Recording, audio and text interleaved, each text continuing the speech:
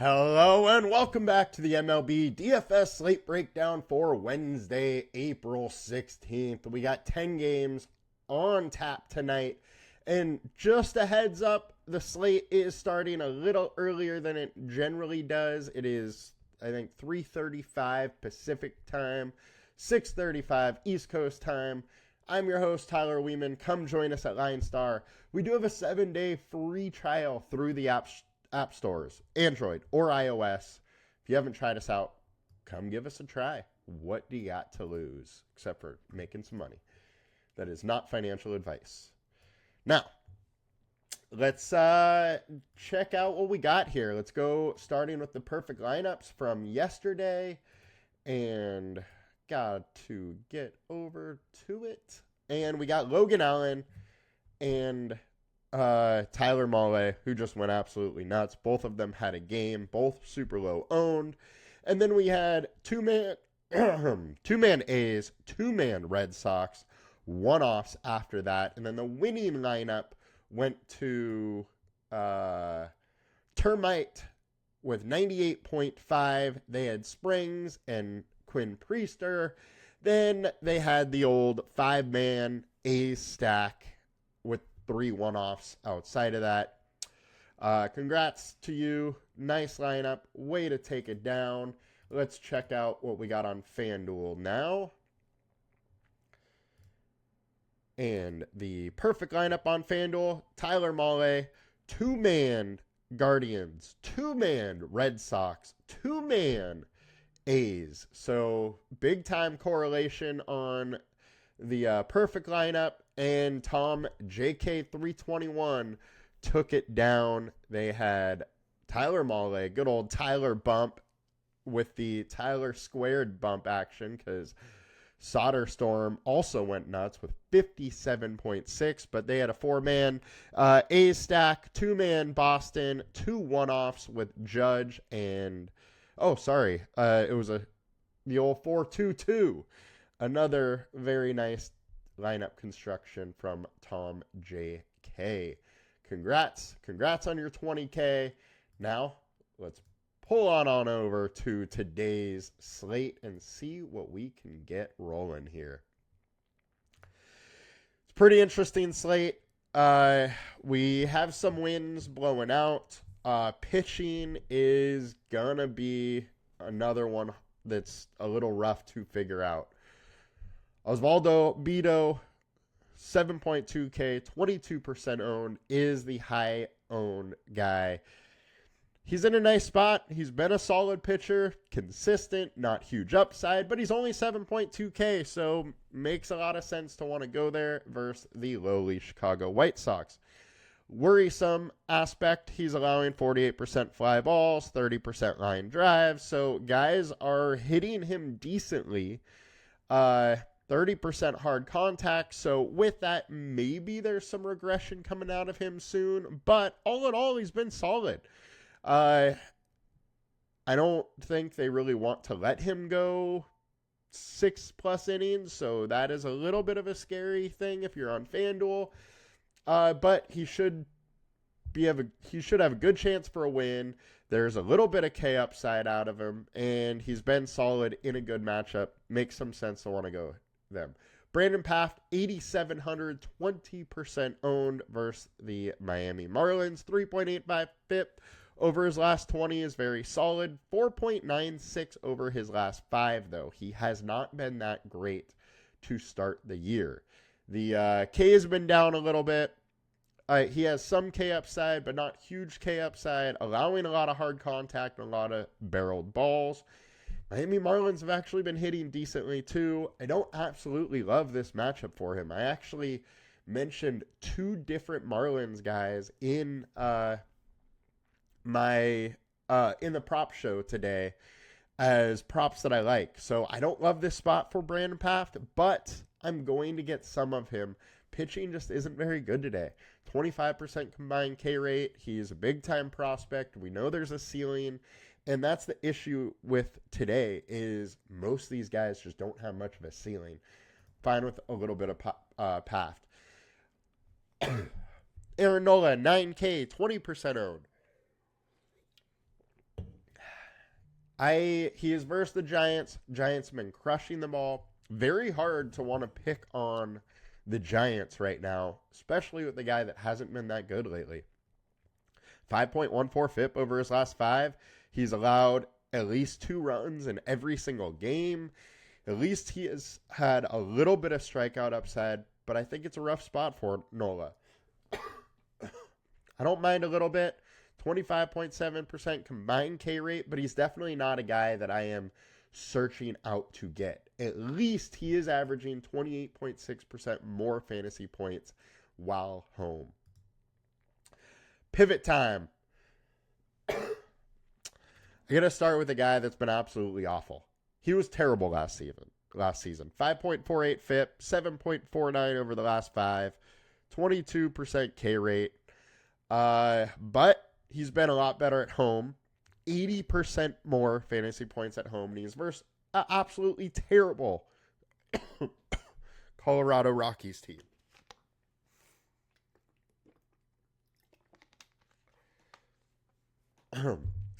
And with him being versus the terrible Colorado Rockies, I'm fine going here. They're striking out at 28.7% right now versus righties. The combined K rate is 26%.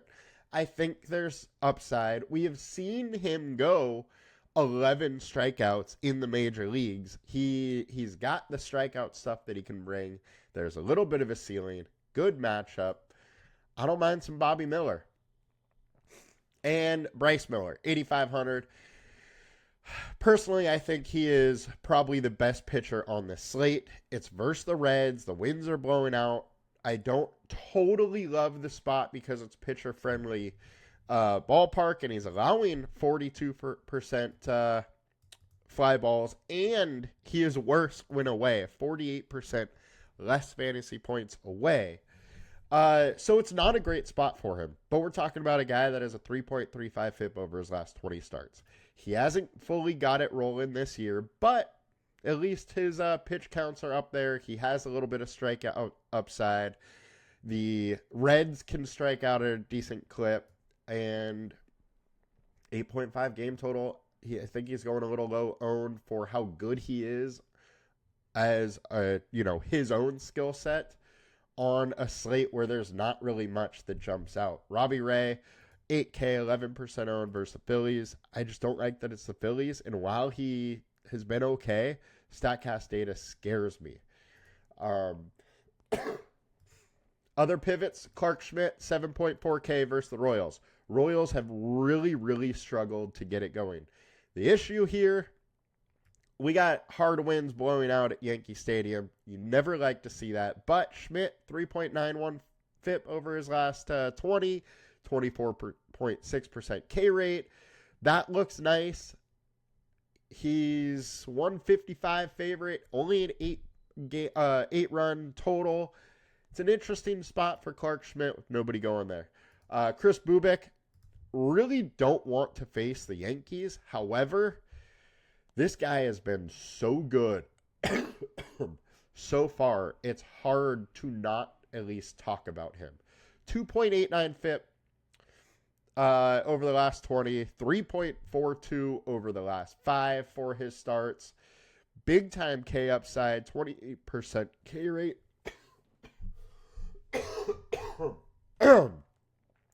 And StatCast data looks absolutely great. Opponent team splits, very solid. Yankees crushing lefties. Really don't want to face the Yankees, but like I said, there are really not many pitchers I like today. Bubic at least has the upside, and absolutely nobody's going there. I'm going to take a little bit of chance there. Next, Nick Martinez, 7K versus Seattle. I mean, what can I say? This guy has a 3.36 FIP over his last 20 starts. 3.09 over the last 5. 22% K rate. He's allowing too many fly balls, which you don't want in this stadium, especially versus a team that has pop with the wind blowing out. But I don't mind a little bit of Nick Martinez. My major worry here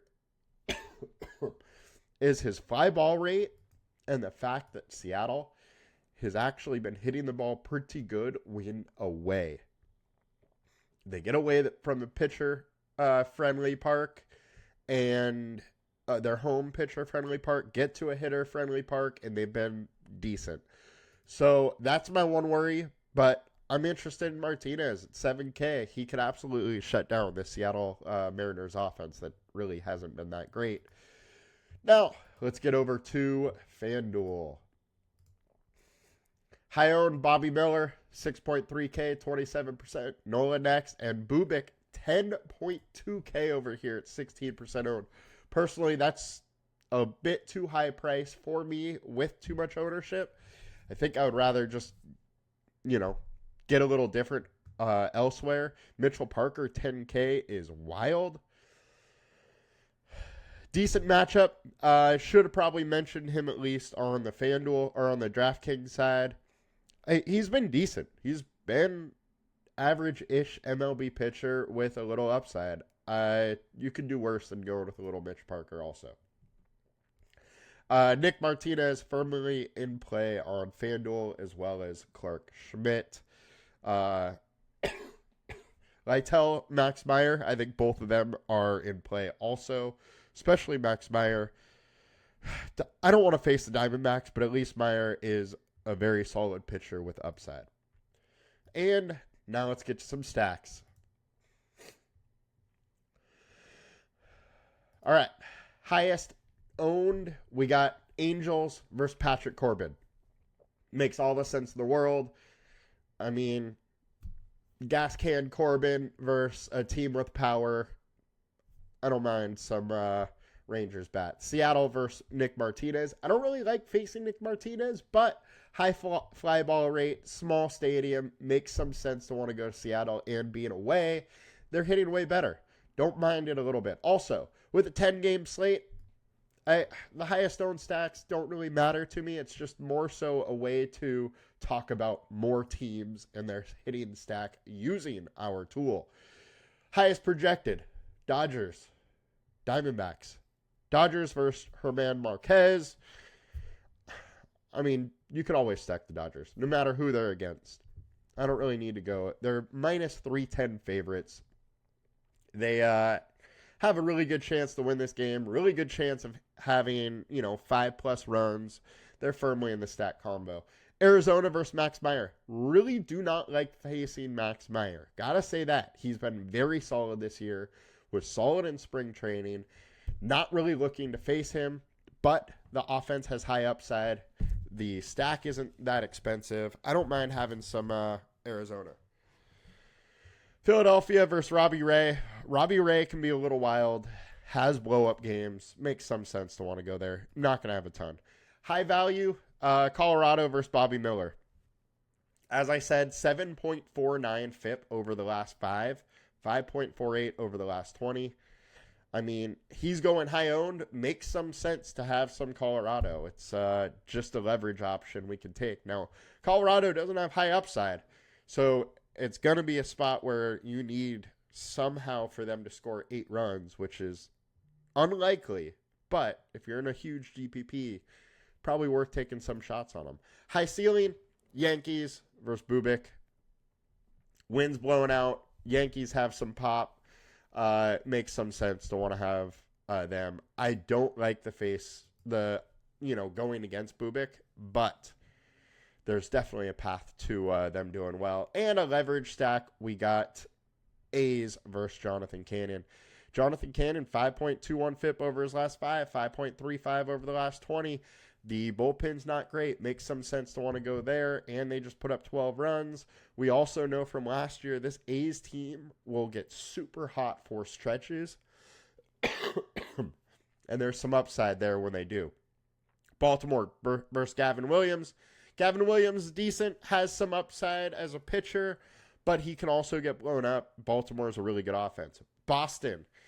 Great weather in the Tampa Bay for hitting. I like both sides of that game. Boston and Tampa Bay are both very interesting. Giants versus Nola. Giants keep putting up 5+ runs. The offense keeps producing, and Nola hasn't been. So absolutely makes some sense to go there. And if we click the team tabs, Angels, 5.5 implied run total versus Patrick Corbin.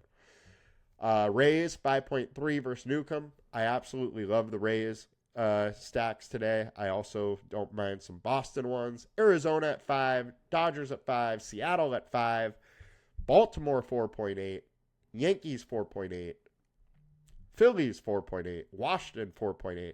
Washington's an interesting stack to me. I don't mind going against Bailey Falter. He hasn't been great. 4.34 FIP over the last 25.4 over the last 5. And Washington has some pop. A's are interesting. Texas is interesting against Soriano, who's allowing 36% hard contact rate, and the bullpen behind him is awful. Boston 3.8. Boston and Miami are probably the two lower implied run total teams that I would go after. I don't mind a little bit of Cleveland, but I also think you could probably start Dean Kremer today, as there's really just, not a ton of pitchers to choose from here. All in all, pretty interesting slate. Pitching is going to be a tough one to figure out. Ton of different stacks that can go off. I'm actually excited about this one. You guys have a good one. We'll be back with more tomorrow. Peace.